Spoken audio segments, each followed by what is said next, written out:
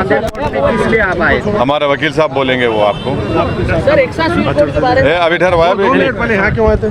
2010 का एक आचार संहिता भंग करने का एक FIR हुआ था इतौरा थाने में, उसी का सुमोटो आज असद साहब ने अपियर हुआ है और अपनी बेल ली है।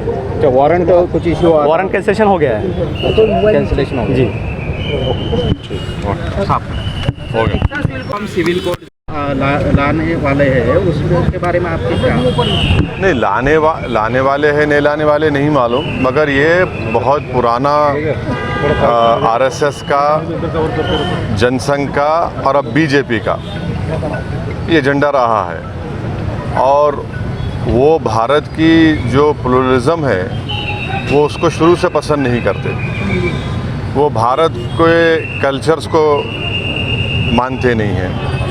तो भारत एक ऐसा देश है जहाँ पर प्लुरलिज्म है, कल्चर है, मुख्तलिफ़ लोगों की ज़बानें हैं, और उसको BJP पसंद नहीं करती। इसीलिए BJP जो है यूनिफॉर्म सिविल कोड की बात करती है। और भारत के संविधान में डायरेक्टर प्रिंसिपल सिर्फ एक ही नहीं है। ये डायरेक्टर प्रिंसिपल ये भी है कि शराब पे पाबंदी आयद कर दो। आप शराब पे पाबंदी आयद क्यों नहीं करते? डायरेक्टर प्रिंसिपल में ये भी है कि जो भारत की दौलत है वो सब में बराबर, सबको बराबर मिले। मगर आज हम देखते हैं कि भारत की 60-70% दौलत जो है वो 10 से 20 लोगों के पास है।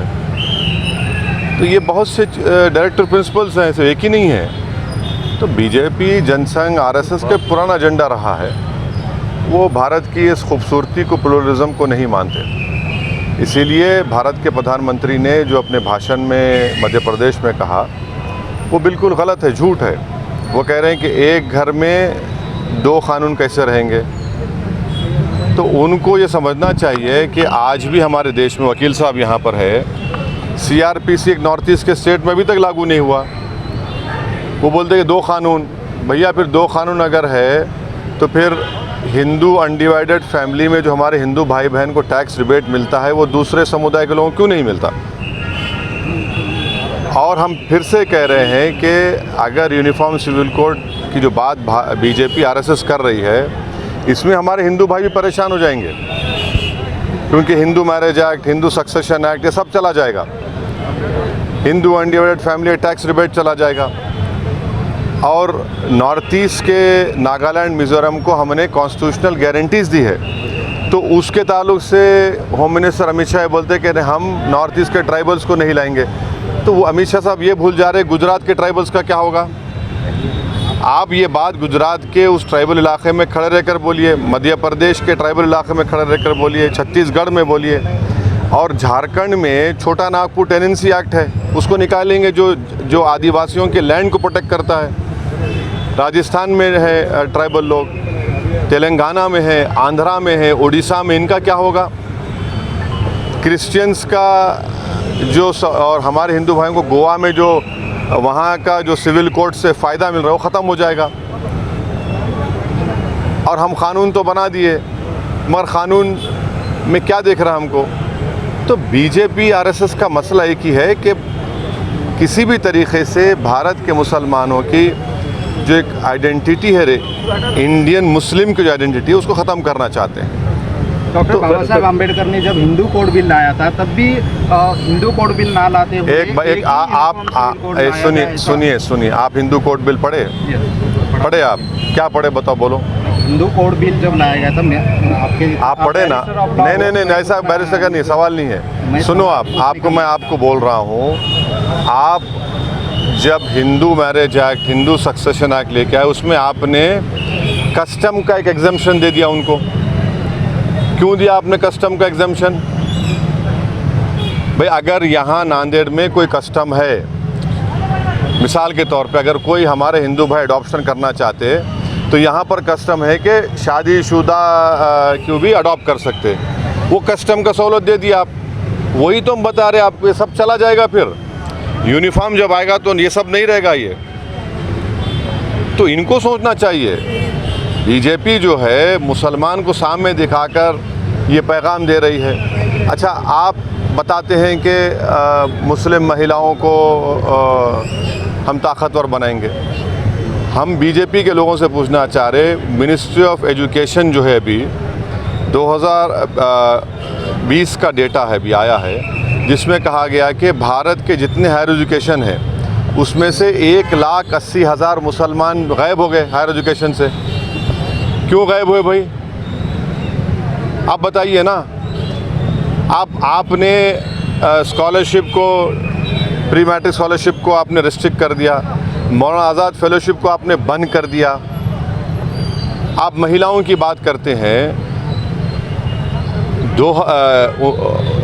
15-16 साल में उत्तराखंड की आबादी के बराबर भारत की बच्चियां मिसिंग है, माने फीमेल इन्फेंटिसाइड हो गया, उसका कानून आपने बना दिया।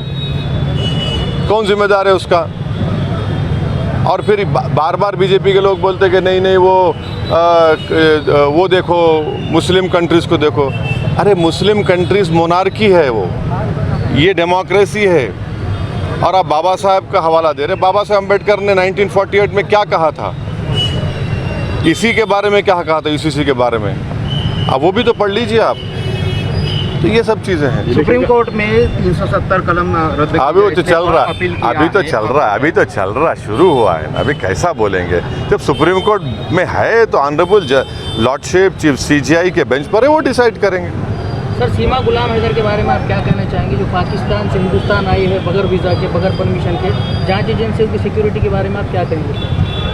वो आ गई यहाँ पर, जी हाँ सर। आकर क्या कर रही है यहाँ पर? शादी कर ली है सर यहाँ। किससे शादी करी? हाँ? सचिन कोई अच्छा, उसने अपना धर्म बदला, बच्चों के साथ यहाँ आई है बगैर पासपोर्ट के। अच्छा, यहाँ इंडिया में आई है, आ गई है। नोएडा में जी। अच्छा, अभी साथ रह रहे वो? जी हाँ सर। उनके साथ रह रहे? जी साथ रह रहे बिल्कुल। जी, पूरी मीडिया में चल रहा है सर अभी इस पर बताइए क्या हो रहा है। फिर रिलीजियस कन्वर्शन लॉ बना दिया आपने। ये लव जिहाद नहीं हुआ? नहीं मालूम मेरे को, ये नहीं हुआ क्या? तो वो पाकिस्तान से कैसे आ गई यहाँ पे इंडिया में? नेपाल के जरिए आई। हाँ? नेपाल के जरिए सर। अरे भैया, ये बीएसएफ को बोलिए, अमित शाह को बोलना चाहिए, ऐसा कैसे बॉर्डर क्रॉस करके आ गए? सर, उसको रॉ एजेंट कहा जा रहा है पाकिस्तान का, यहाँ की मीडिया में चल रहा है, रॉ एजेंट कहा जा रहा है पाकिस्तान। वो रॉ एजेंट है? जी। 3 बच्चों के साथ रॉ एजेंट है? अरे वाह, अरे पिक्चर बननी चाहिए, फिर तो हिट हो जाएगी ये तो। नहीं मालूम, 3 बच्चों के साथ। अच्छा, वो वहाँ पाकिस्तान में शादी करके 3 बच्चे पैदा करके रॉ एजेंट बन के यहाँ आ गई। अच्छा, वो शौहर को छोड़ी नहीं छोड़ी, वो पहले वाले को नहीं छोड़े? अरे वाह, ये कौन सा? दुबई में। हाँ, अच्छा, उसको नहीं छोड़े अभी? पता भी नहीं, मालूम ही नहीं। अच्छा, मालूम भी नहीं, इंडिया को मालूम। और यहाँ पर आ गए, यहाँ पर उनका शादी हो गया? जी सर, हो गया। अरे वाह, हिंदू धर्म भी है। अरे ये कैसा हो गया भाई, बगैर छोड़े शादी भी कर लिए? अरे मजा, अरे ये तो नहीं मालूम मेरे को, ये ग्रेट है ये तो। क्या बोले अब इस पर, क्या बोलेंगे? ये तो अब वकील साहब आप बोलो इस पर, कानून आप बेहतर जानते हैं। आप काला कोट पहने उसे, मैं तो नहीं पहने, को नहीं मालूम। वो पाकिस्तान की है, शादीशुदा है, 3 बच्चे है, और आप बोल रहे रॉ की एजेंट है, अपने हस्बैंड को नहीं छोड़ी पहले, और नेपाल से एंटर हो गई, और किसी के साथ यहाँ पर शादी भी कर ली। जी सर। शादी कर लिए? जी सर। कन्वर्शन। तो ये कौन सा कानून में शादी हुआ है कि हस्बैंड एक हैरते पे शादी हो गई, फिर यूसीसी की बात बीजेपी करती? क्या बात है, देखिए बात। चलिए, थैंक यू।